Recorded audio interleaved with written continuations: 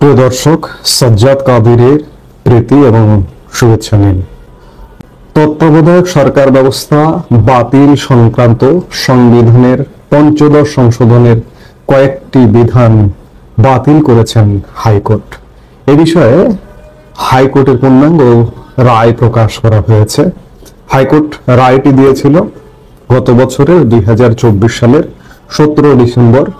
17 ডিসেম্বরের পরে প্রায় 6 মাসের অধিক সময় পরে গতকাল মঙ্গলবার 8 জুলাই 139 পৃষ্ঠার রায় সুপ্রিম কোর্টের ওয়েবসাইটে প্রকাশ করা হয়েছে।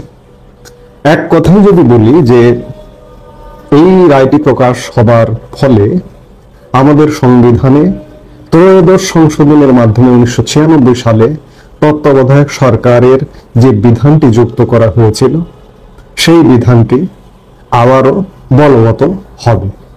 96 সালের যে নির্বাচনটি হয়েছিল সেটি সেই ত্রয়োদশ সংশোধনের ফলে তত্ত্বাবধায়ক সরকার ব্যবস্থার ফলে তত্ত্বাবধায়ক সরকারের অধীনে সেই নির্বাচনটি হয়েছিল। 2001 সালের যে নির্বাচনটি হয়েছিল সেটি তত্ত্বাবধায়ক সরকারের অধীনে নির্বাচনটি হয়েছিল। 2007 সালে আবারও হোঁচট খায় একটি সংবিধান বহির্ভূত সেনা সমর্থিত তত্ত্বাবধায়ক সরকার গঠিত হয়েছিল 2007 সালে এবং সেটি প্রায় 2 বছর ক্ষমতায় থেকে একটি নির্বাচন দিয়েছিল। সেই নির্বাচনে বিজয়ী হয়ে সরকারে আসে, ক্ষমতায় আসে আওয়ামী লীগ।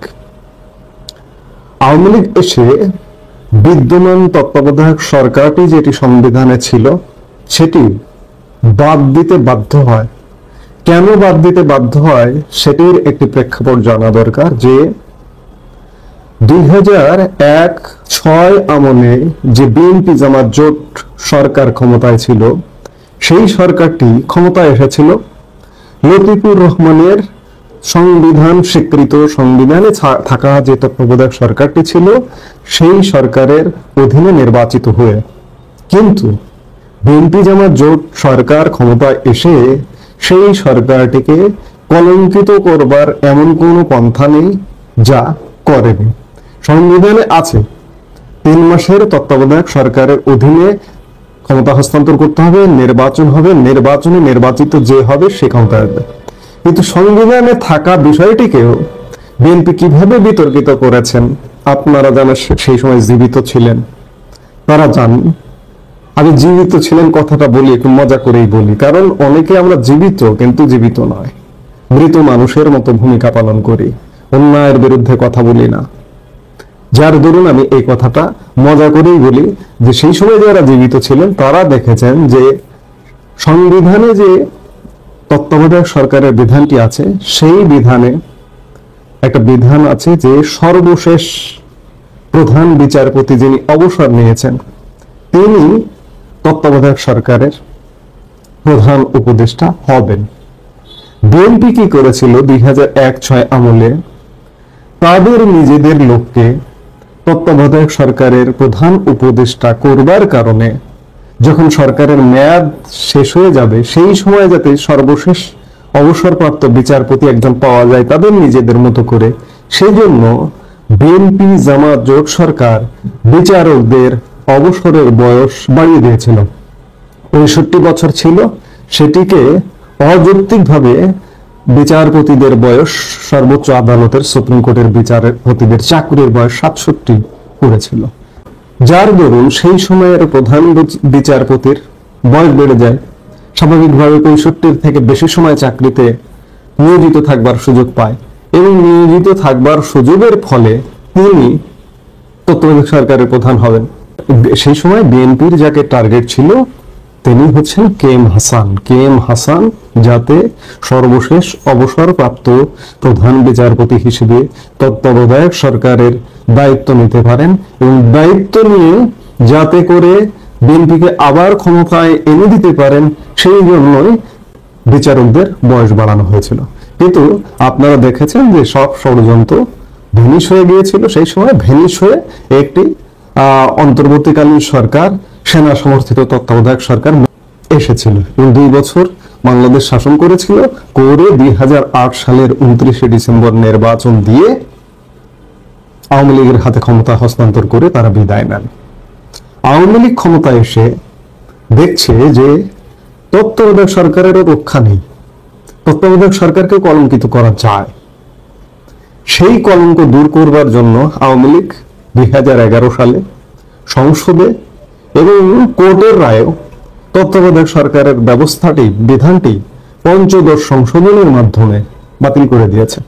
আর সেই বাতিল করার প্রেক্ষিতে 2014 সাল, 2018 সাল, 2024 সাল দলীয় সরকারের অধীনে বাংলাদেশে নির্বাচন হয়। আজকে আওয়ামী লীগকে দোষ দেওয়া যায়, আসামের কাঠগড়ায় দাঁড় করানো যায় যে আওয়ামী লীগ তত্ত্বাবধায়ক সরকার ব্যবস্থা বাতিল করে দিয়েছে।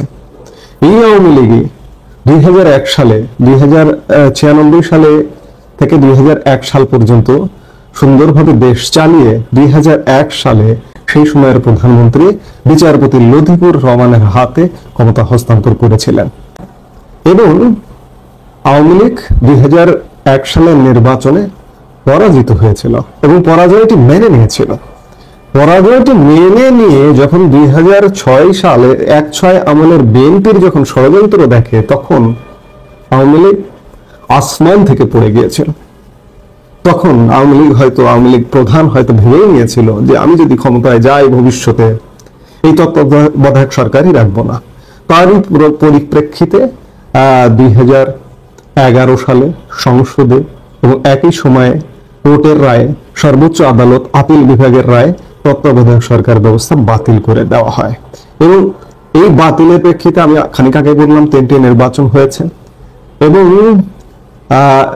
যারা তত্ত্বাবধায়ক সরকার নিয়ে ষড়যন্ত্র করেছিল, বিএনপি, জামাত এবং কিছু বিশিষ্ট ব্যক্তি, সাধারণ মানুষ হাইকোর্টে একটি রিট করেছিল এবং আপিল বিভাগেও একটি রিভিউ আছে, এখনো পর্যন্ত সেটি ঝুলে আছে। তবে গতকালকে হাইকোর্টের পূর্ণাঙ্গ রায়টি প্রকাশ হয়েছে। পঞ্চদশ সংশোধনীর কয়েকটা ধারা বাতিল করে এর মধ্যে খুব উল্লেখযোগ্য একটি ধারা হচ্ছে তত্ত্বাবধায়ক সরকার ব্যবস্থা পুনর্বহালের ধারা। পঞ্চদশ সংশোধনের মাধ্যমে যে তত্ত্বাবধায়ক সরকার ব্যবস্থাটি বাতিল করা হয়েছিল, সেই ব্যবস্থাটি আবারও পুনর্বহাল করবার একটি পূর্ণাঙ্গ রায় প্রকাশ হয়েছে। এই রায়ের ফলে এখন যদি সরকার যদি চায় যে তত্ত্বাবধায়ক সরকার পুনর্বহাল করবে, এখন যে কোনো মুহূর্তে তত্ত্বাবধায়ক সরকার পুনর্বহাল করতে পারে। এখন প্রশ্ন হচ্ছে যে হাইকোর্টের রায় হয়েছে, রাষ্ট্রপক্ষের এখনো পর্যন্ত কোনো সিদ্ধান্ত জানা যায়নি যে এটি আপিল বিভাগে যাবে কিনা, আপিল করবে কিনা। এখন রাষ্ট্রপক্ষের কথা যদি বলি, এখন যারা রাষ্ট্র এক প্রকার পরিচালনা করছেন বা যারা সমর্থনে আছেন, তারাই তো এই রিটটা করেছিলেন হাইকোর্টে তত্ত্বাবধায়ক সরকারকে চেয়ে। তাদের তো আর আপিল করবার প্রশ্নই আসে না। সেই জায়গায় এখন সেই তত্ত্বাবধায়ক সরকার ব্যবস্থা ফিরে আসতে পারে এবং আপিল বিভাগে একটা রিভিউ এখনো পর্যন্ত ঝুলন্ত আছে, সেটিও তত্ত্বাবধায়ক সরকার ব্যবস্থা ফেরানোর পক্ষে নিশ্চয়ই আসবে। সেটি ফেরানোর আগে হাইকোর্টের এই রায়কে কেন্দ্র করে, যেহেতু রায়টা প্রকাশিত হয়েছে, চাইলে তত্ত্বাবধায়ক সরকার 3 মাসের তত্ত্বাবধায়ক সরকার আমাদের সংবিধানে ত্রয়োদশ সংশোধনের মাধ্যমে 1996 সালে যে বিধানটি রাখা হয়েছিল, সেই বিধানটির এগেইনস্টে তত্ত্বাবধায়ক সরকার ব্যবস্থা চালু করা যেতে পারে। সেই বিধানে ছিল কি, সর্বশেষ অবসরপ্রাপ্ত প্রধান বিচারপতি তত্ত্বাবধায়ক সরকারের প্রধান হবেন। এই মুহূর্তে যদি সর্বশেষ অবসরপ্রাপ্ত বলেন, তাহলে বিচারপতি ওবায়দুল হাসান তিনি হবেন তত্ত্বাবধায়ক সরকারের প্রধান। কিন্তু সত্যিকার অর্থে বর্তমান সিস্টেম, বর্তমান ব্যবস্থা অরাজক সিস্টেম তাকে জোর জবরদস্তিমূলক পদত্যাগে বাধ্য করেছে। তাকে বর্তমান সিস্টেম গ্রহণ করবেন কিনা সেটি একটি বড় প্রশ্ন। হাইকোর্টের রায়ে বর্তমান সরকারটিকে বৈধ সরকার বলা হয়েছে, কিন্তু এটি তো সংবিধানে নেই। সংবিধান অনুযায়ী সরকার করতে হলে তাহলে আমার সর্বশেষ অবসরপ্রাপ্ত প্রধান বিচারপতিকে দিয়েই প্রধান উপদেষ্টা বানিয়ে 3 মাসের জন্য, 90 দিনের জন্য একটি তত্ত্বাবধায়ক সরকার ব্যবস্থা কায়েম করতে হবে। এখন দেখার বিষয়, আমরা অনেক কিছু নিয়মের মধ্যে থাকছি না, থাকতে পারছি না। এখন দেখার বিষয় যে বর্তমান এখন যারা রাষ্ট্রের দায়িত্বে আছেন তারা সংবিধানের আলোকে, হাইকোর্টের রায়ের আলোকে এবং ঝুলন্ত আছে আপিল বিভাগের যে রিভিউ আবেদনটি, সেগুলো পর্যালোচনা করে একটি তত্ত্বাবধায়ক সরকার 3 মাসের বা 90 দিনের জন্য করে কিনা সেটি দেখার বিষয়। আসসালামু আলাইকুম রহমতুল্লাহি ওয়া বারাকাতুহু। সম্মানিত দর্শক, জামাতের কাছে বর্তমান বাংলাদেশের সবচেয়ে জনপ্রিয় এবং সবচেয়ে বড় দল বিএনপি ক্রমশ অসহায়, দুর্বল এবং ক্ষেত্র বিশেষে একটি অস্বস্তিকর পরিবেশে পড়ে যাচ্ছে। এখানে জামাতের পলিসি, অধিকাংশ জামাতের যে তৎপরতা, তারপর জামাতের যে নেতাকর্মী যারা রয়েছেন, বিশেষ করে শীর্ষ যারা নেতৃবৃন্দ রয়েছেন, তাদের বাংলাদেশে অবস্থান করা এবং তাদের যে কানেক্টিভিটি, এই সব কিছু মিলিয়ে তাদের কাউন্টার বিএনপির যে অ্যাক্টিভিটি, বিএনপির যে কর্মকাণ্ড, তার সঙ্গে ক্ষমতার বলয়ের যে দূরত্ব, সব মিলিয়ে প্রায় গত 10 মাসে আপনি যদি ধরেন, বিএনপির জন্য রাজপথ, বিএনপির জন্য যমুনার অভ্যন্তর, মানে প্রধান উপদেষ্টার কার্যালয়ের অভ্যন্তর, প্রধান উপদেষ্টা হৃদয় এবং মন মানসিকতা থেকে শুরু করে আরো অনেক কিছু, সব কিছু ক্রমশ দূর থেকে দূরে চলে যাচ্ছে। এবং সেক্ষেত্রে সরাসরি কেউ বিএনপিকে বলতে পারছে না যে কেন এই ঘটনাগুলো হচ্ছে। বিএনপি প্রাণান্ত চেষ্টা করে যাচ্ছে জামাতের সঙ্গে একটি সৌহার্দ্যপূর্ণ সম্পর্ক রাখার জন্য, কিন্তু তারা সেটা পারছে না। জামাত সরাসরি বিএনপির ব্যাপারে কোনো কথাবার্তা বলছে না। তারা একদিকে বেগম জিয়ার সঙ্গে দেখা করার জন্য ইংল্যান্ডে গিয়েছেন এবং একেবারে ঝড়ের গতিতে জামাতের আমির সেখানে গিয়ে বেগম জিয়ার সঙ্গে দেখা করে এসেছেন এবং বলেছেন যে এটা একটা নিতান্ত সৌজন্য সাক্ষাৎ। অন্যদিকে জামাতের সঙ্গে বিএনপির যে অতীত লেনাদেনা এবং অতীত সম্পর্ক, এবং বিশেষ করে কৌশলগত কতগুলো সময় গেছে, সেটা 2013 সনের যে নির্বাচন পূর্ব সময় আন্দোলন, আবার যে 2014 সনের নির্বাচন পরবর্তী সময় যে আন্দোলন, জ্বালাও আন্দোলন, এই পুরো দুটো আন্দোলন বিএনপির নেতাকর্মীদেরকে যেভাবে বিএনপি পেয়েছে, তার চেয়ে তাদের জামাতের নেতাকর্মীদের প্রতি নির্ভরতা ছিল বেশি। এবং একটা আন্দোলন চালিয়ে নেওয়ার জন্য যে অর্থ দরকার, যে ঝুঁকি দরকার, যে মামলা মোকদ্দমা মোকাবেলা করার দরকার, তার পুরোটাই কিন্তু এই দুটোর সময়, অর্থাৎ 2013 সনে এবং 2015-16 সনে জামাত করেছে। ফলে ওই সময়ের যে ফাইলপত্র যদি ঘাটাঘাটি করা হয়, এবং ওই সময়ে জামাত এবং বিএনপি নেতাদের অনেক কথা হয়তো জামাত রেকর্ড করে রাখতে পারে, হয়তো জামাতের কাছে সেগুলো সঞ্চিত থাকতে পারে, এবং সেইগুলো এই জমানাতে যদি 2-4টে ভাইরাল হয়ে যায় এবং লোকজন জানাজানি হয়ে যায়, তাহলে রাজনীতিতে রীতিমতো যাকে বলে একটা অস্বস্তিকর পরিবেশ নয়, একেবারে ওলট পালট শুরু হয়ে যাবে। ফলে কি হলো, দুটো রাজনৈতিক দলই কিন্তু যথেষ্ট সতর্ক নিজেদের অতীত সম্পর্কের ব্যাপারে এবং তাদের অতীত বন্ধুত্বের বিষয়ে। ফলে হাল আমলে তাদের মধ্যে যে দূরত্ব সৃষ্টি হয়েছে, এবং সেই দূরত্ব এখন রীতিমতো শত্রুতায় পরিণত হয়েছে, কিন্তু কেউ মুখ ফুটে ওইভাবে বলতে পারছেন না।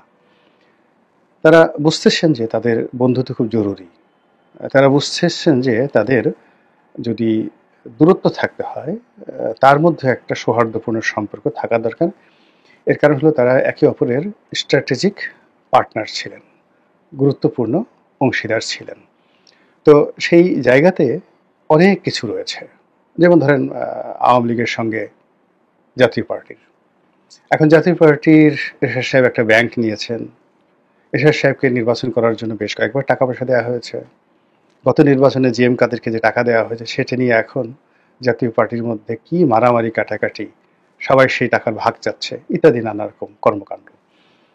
তো আবার একটা সময় জাতীয় পার্টির সঙ্গে আওয়ামী লীগের খুব ভালো সম্পর্ক ছিল, 1986 সনে আওয়ামী লীগ যে নির্বাচনে অংশগ্রহণ করেছিল, সেখানে একটা ভালো লেনদেন হয়েছিল, এবং এটা যেন তেন লেনদেন নয়। সেটা যারা আওয়ামী লীগের সাথে জড়িত, জামাতের সাথে জড়িত, তারা সবাই জানেন, এবং জাতীয় পার্টির লোকজনও জানেন। ফলে কি হলো, এরশাদের সাথে তারপরে যাকে বলা হয় শেখ হাসিনার কখনোই ওইরকম উত্তপ্ত বাক্য বিনিময় হয়নি। তারা একে অপরের সঙ্গে কৌশল করেছেন এবং একে অপরকে ব্যবহার করার চেষ্টা করেছেন, এবং উভয়ই কিন্তু একটা নির্দিষ্ট সময় পর্যন্ত দীর্ঘকাল তারা ক্ষমতায় থেকেছেন এবং ক্ষমতার অংশীজন হয়েছেন। তো সেই দিক থেকে সেই বিএনপি প্রতিষ্ঠা হওয়ার পর থেকে আজ অবধি জামাতের সঙ্গে বিএনপির যে কৌশলগত সম্পর্ক, সেই সম্পর্কের মাঝে মধ্যে টানাপোড়েন হয়েছে খুব অল্প সময়ের জন্য, কিন্তু আবার দীর্ঘমেয়াদে তাদের বন্ধুত্বটাই বেশি। এখন তাদের যে শত্রুতা চলছে, তাদের যে মতদ্বৈততা চলছে, এটি একেবারে খুব অল্প সময়ের জন্য। আর তাদের মধ্যে মূলত মনস্তাত্ত্বিক যে দূরত্ব, সেটা তৈরি হয়েছিল 2017 সন থেকে। 2017 সালে সেই দূরত্ব সত্ত্বেও তারা 2018 সনে একসাথে নির্বাচন করেছে, কিন্তু ওটা কেবলই ছিল একটা নির্বাচন, এবং জামাত জানতো যে এই নির্বাচন ফলপ্রসূ হবে না, এবং জামাত জানতো যে এই নির্বাচনে মূলত বিএনপি ধরা খেতে যাচ্ছে, এবং বিএনপির কেন্দ্রীয় কমান্ডের অনেক নেতৃবৃন্দ রয়েছেন, তারাও মানে 2018 নির্বাচনের যে রাতের ভোট, এই সম্পর্কে আগেই ওয়াকিফাল ছিলেন। তো এ নিয়ে অনেক চক্রান্ত আছে, অনেক কথা আছে, অনেক ভারতীয় তথ্য রয়েছে, মোসাদের গেম রয়েছে, রিমিক্স রয়েছে। এগুলি হয়তো আগামীতে আরও বিস্তারিত যাকে বলা হয় জানা যাবে। তো জামাত যে কাজটি করেছে সেটি হলো 2018 সনে জামাত নির্বাচনে অংশগ্রহণ করেছে, কিন্তু আওয়ামী লীগের লোকদের দ্বারা বিএনপির লোক যেভাবে ক্ষতিগ্রস্ত হয়েছে, সেইভাবে জামাতের লোক কিন্তু ক্ষতিগ্রস্ত হয়নি। এর কারণ হলো তারা প্রথম থেকেই বুঝতে পেরেছিল যে এরকম একটা পরিস্থিতি তৈরি হয়েছে। ফলে আপনি গিয়ে দেখুন, নির্বাচন সংক্রান্ত বিষয়ে বিএনপির প্রার্থীদের বিরুদ্ধে যে মামলা হয়েছে, তারা যেভাবে লাঞ্ছিত হয়েছে, যেভাবে অনেকে পিটুনি খেয়েছেন, অনেকের মানে নাক মুখ ফেটে গেছে। আপনি মেজর আক্তারের কথাই চিন্তা করেন, তার মতো মানুষকে পিটিয়ে মাথা ফাটিয়ে দেওয়া হয়েছে।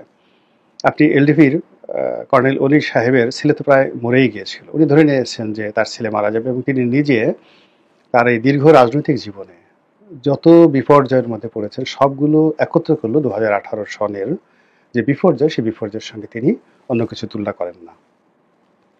তো সেই দিক থেকে জামাতের যে ক্ষয়ক্ষতি, নাস্তানাবুদ হওয়ার যে ইতিহাস, এটি খুব অল্প। এর কারণ হলো জামাত পরিস্থিতি বুঝতে পেরেছিল।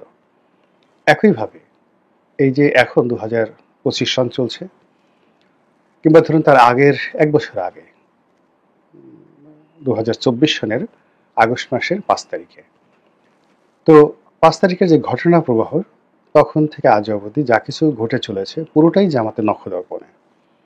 5 তারিখে যে এরকম একটা ঘটনা ঘটবে, এটা 3 তারিখে জামাত যেভাবে বুঝতে পেরেছিল, বিএনপির একটি লোকও বুঝতে পারেনি। আবার 5 তারিখে তাদের যে কি করণীয়, এটা নিয়ে জামাত যে সিদ্ধান্ত নিতে পেরেছিল, বিএনপি সে সিদ্ধান্ত নিতে পারেনি। ডক্টর মোহাম্মদ ইউনূসের সঙ্গে জামাতের সম্পর্ক কেমন হবে, জামাত সিদ্ধান্ত নিয়েছিল একেবারে ফটাফট, কিন্তু বিএনপি সময় নিয়েছিল। এরপর এখন পর্যন্ত জামাত তার 3 থেকে 4টি গোল, মানে plan A, plan B, plan C, 3টি প্ল্যান নিয়ে তারা এগোচ্ছে। অথচ এখন পর্যন্ত বিএনপি নির্বাচনের বাইরে তাদের কোনো প্ল্যান বি এখন পর্যন্ত আমি শুনিওনি, দেখিওনি। ফলে কি হচ্ছে, কতগুলো বিষয়াদি নিয়ে, প্রথমত ঈর্ষা, জামাত এবং বিএনপির মধ্যে যে ঈর্ষা। জামাত বিএনপিকে মনে করে যে তারা যে ইসলামাইজেশন করতে চায়, বা তাদের দল যে মুসলিম জাতীয়তাবাদী নাম ধারণ করে, এটার মূল যে স্পিরিটটা, এটা জামাতের মাধ্যমে আসে। এর কারণে হলো বিএনপির লোকজনের যে অন অ্যাভারেজে নামাজ পড়া, ধর্মকর্ম করা, এগুলো আওয়ামী লীগের লোকের চেয়ে বেশি, এরকম কোনো প্রমাণ নেই। তো বিএনপির যে বিসমিল্লাহির রহমানুর রহিম ধর্মভিত্তিক রাজনীতি, এর মূল যে স্পিরিট, এটা জামাত দেয়। তো বিএনপির কৃতজ্ঞ থাকা উচিত। দ্বিতীয়ত, যখন জিয়াউর রহমান সাহেব আসলেন, সেই 8ই নভেম্বর তারিখে, নভেম্বর মাসে 8 তারিখে 1975। তখন কোনো সংঘবদ্ধ রাজনৈতিক দল তাকে সমর্থন দেয়নি। এর কারণ হলো যে 2024 সনের আগস্ট মাসের 5 তারিখে যেভাবে বাংলাদেশের অবস্থা ছিল, ঠিক একই অবস্থা তখন ছিল, যে তখন সারা বাংলাদেশে বাকশালের বাইরে আর কোনো রাজনৈতিক দল ছিল না। একমাত্র মুসলিম লীগ এবং জামাত। জামাত নিষিদ্ধ, মুসলিম লীগ নিষিদ্ধ ছিল কিনা আমি বলতে পারবো না। তো যাই হোক, এনিওয়ে, এই দুটো দলের মধ্যে জামাত একেবারে সবার আগে যেভাবে জিয়াউর রহমানের পাশে এসে দাঁড়িয়ে ছিল, পরবর্তীতে জিয়াউর রহমান সাহেব জামাতকে আসলে অনেকটা সাইড লাইনে নিয়ে যায়। এর কারণ হলো তাদের যে কর্মকাণ্ড এবং তাদের যে চিন্তা চেতনা, পাকিস্তানপন্থী চিন্তা চেতনা, ওটা জিয়াউর রহমান সাহেব ওই মুহূর্তে পছন্দ করেননি। তো ওটা ভিন্ন প্রসঙ্গ, এটা নিয়ে জামাতের মনে অনেক ক্ষোভ রয়েছে, ক্রোধ রয়েছে। তো একইভাবে বিএনপি যেটা মনে করে জামাতের ঠিক কাউন্টার, যে জামাতের যে অস্তিত্ব, এটা তো বাংলাদেশে তারাই প্রতিষ্ঠা করেছে। জামাতকে ফুলে ফলে শোভিত করার জন্য যা কিছু করার দরকার সবই তারা করেছে। তো কাজে জামাতে কোনো নড়াচড়া বা কোনো কথাবার্তা বা ঘাড় উঁচু করা, এটা বিএনপিকে অতিক্রম করবে, এটা বিএনপি কোনো অবস্থাতে মেনে নিতে পারে না। কিন্তু এই বর্তমান জামানাতে জামাত অলারে ছাড়েন, তাদের পূর্ণ শক্তি নিয়ে তারা মাথা চাড়া দিয়ে উঠেছে। তাদের যেখানে যতটুকু করা দরকার, একেবারে ঝড়ের গতিতে ডক্টর মোহাম্মদ ইউনূসের প্রশাসনকে ব্যবহার করে তারা অনেক কিছু ইতিমধ্যে করে ফেলেছে, যেটা বিএনপি বুঝতেই পারেনি। তারা যখন বুঝতে পেরেছে, তখন দেখলো যে বড় বড় পদ পদবীগুলো জামাতের দখলে চলে গেছে। এরপরে যখন কিছু বিষয়ে প্রতিযোগিতা আসলো পলিসিগত, যেমন বৈষম্য বিরোধী ছাত্রদের সঙ্গে একটা সম্পর্ক স্থাপন করা, স্কুল কলেজ থেকে শুরু করে বিশ্ববিদ্যালয়গুলোতে ছাত্র রাজনীতি, শিক্ষক রাজনীতিতে নিয়ন্ত্রণ প্রতিষ্ঠা করে, এবং প্রথম সেই 2024 সনের 6 মাস তারা জামাতের পলিসির কাছে দাঁড়াতেই পারেনি। কোনো একটা বিশ্ববিদ্যালয় বা কলেজে বলতে গেলে ঢুকতেই পারেনি। এখানে শিবির, বৈষম্য বিরোধী ছাত্র জনতা এমনভাবে তারা একত্র হয়েছিল যে বিএনপির মানে রাগে ক্রোধে বিএনপির জান যায় যায় অবস্থা। সেই পরিস্থিতি বিএনপি ধীরে ধীরে কাটিয়ে উঠেছে 2025 সনে এসে। কিন্তু ইতিমধ্যে পুরো রাজনীতির যে ময়দানটি, সেই ময়দানটি সেটা জামাত করুক অথবা বিএনপি নিজেরাই করুক, অথবা ডক্টর মোহাম্মদ ইউনূস করুন বা উনি না করুন, কিন্তু পুরো পরিবেশ পরিস্থিতি বিএনপির জন্য একটা মৃত্যুকূপ হয়ে গেছে। বিশেষ করে চাঁদাবাজি, দখলদারিত্ব, বদনাম, দুর্নাম, তারপরে শেষে আরো অনেক কিছু, সেই অন্তর্দ্বন্দ্ব, মারামারি, হানাহানি, কাটাকাটি। তো সারা দেশে মানুষের যে ক্রোধ এবং রাগ আওয়ামী লীগকে কেন্দ্র করেছিল, যে আওয়ামী লীগ, ছাত্রলীগ, যুবলীগ যে মন্দ কাজগুলো করে, সেই মন্দ কাজগুলো পরিবর্তিত পরিস্থিতিতে 1 নম্বরে এসে গেছে বিএনপি, 2 নম্বরে এনসিপির কিছু সেই ছাত্র, কিছু জনতা সারা বাংলাদেশে। তো সেটা আওয়ামী লীগের বিএনপির তুলনায় একেবারে নগণ্য। আর জামাত, তারাও যে বদনামের শিকার হয়নি তা নয়, সেটা একেবারে নগণ্য। তো সব মিলিয়ে এই যে একটা ফাঁদের মধ্যে পড়ে গেছে, এই ফাঁদের জন্য অনেকে মনে করছেন যে, বিএনপির অনেকে মনে করছেন যে জামাত এখানে তাদের সঙ্গে পলিটিক্স করেছে, এবং পলিটিক্স করে প্রশাসনকে নিষ্ক্রিয় রেখেছে, ডক্টর মোহাম্মদ ইউনূসকে নিষ্ক্রিয় রেখেছে। কোনো কোনো জায়গাতে ধীর অবস্থান নিয়েছে, কোনো কোনো জায়গাতে দ্রুত অবস্থান নিয়েছে, এবং যে কয়টি যাবৎকালে বলতে গেলে সিভিল কু হয়ে গেছে প্রশাসনে, প্রায় সব ক্ষেত্রে জামাত বিজয়ী হয়েছে। তো সব মিলিয়ে বিএনপির জন্য এখন যে অবস্থা, পরিবেশ বা পরিস্থিতি তৈরি হয়েছে, এটি অস্বস্তিকর, ভোটের জন্য ভয়াবহ, এবং বিএনপি এখন বলতে গেলে বন্ধুহীন অবস্থায় আছে। জামাত মাঝে মধ্যে প্রক্সি লোক পাঠিয়ে তাকে বন্ধুত্ব করার জন্য একটা ডোর করে দিচ্ছে বিএনপিকে, আর বিএনপি সেখানে তার সঙ্গে বন্ধুত্ব করছে আনকন্ডিশনালি, আর কয়েকদিন পর আবার তাকে বিএনপি কাছ থেকে সরিয়ে নিয়ে আসছে। এই যে ইরান যেভাবে প্রক্সি ওয়ার করে, ইসরায়েলের বিরুদ্ধে সবসময় ব্যস্ত রাখে, তো তদ্রুপ রাজনীতিতে জামাত অনেকগুলো প্রক্সি সে যুদ্ধ করছে, প্রক্সি বন্ধুত্ব করছে, এবং প্রক্সি পরিবেশ পরিস্থিতি তৈরি করছে, এবং সেখানে গিয়ে যখন বিএনপি লোক হুড়মুড় করে পড়ছে, তারা একটার পর একটা বিপদ এবং বিপত্তিতে পড়ে। যেমন দেখা গেল, মানে এই দেশের বড় বড় শিল্প গ্রুপ, এগুলো এখন এই মুহূর্তে আসলে বললে বিএনপি বা জামাত উভয়ের জন্যই খুব বিব্রতকর অবস্থা হয়ে যাবে। কিন্তু যে কথাগুলো এখন চরমনার পীর সাহেবের যে বক্তব্যগুলো ভাইরাল হয়ে যাচ্ছে চাঁদাবাজি নিয়ে, পল্টনের চাঁদাবাজি, টাকা দেই পল্টনে, চলে যায় লন্ডনে, এই সমস্ত কথাবার্তা। তো এই জিনিসগুলোর যে শুরুটা, সেই শুরুটা যে কিভাবে হলো সেটা খুঁজতে গিয়ে বিএনপির বেশিরভাগ নেতাকর্মী মনে করেন যে এটা একটা জামাতি চাল বা জামাতি পলিসি। জটিল এই রাজনীতি শেষ পর্যন্ত কোথায় যায়, কি হয় এবং কার জন্য কি পরিণতি ডেকে নিয়ে আসে, সেটাই এখন দেখার বিষয়। মহান আল্লাহ আমাদের সবাইকে হেদায়েত দান করুন এবং হেফাজত করুন। আসসালামু আলাইকুম ওয়া রাহমাতুল্লাহি ওয়া বারাকাতুহু।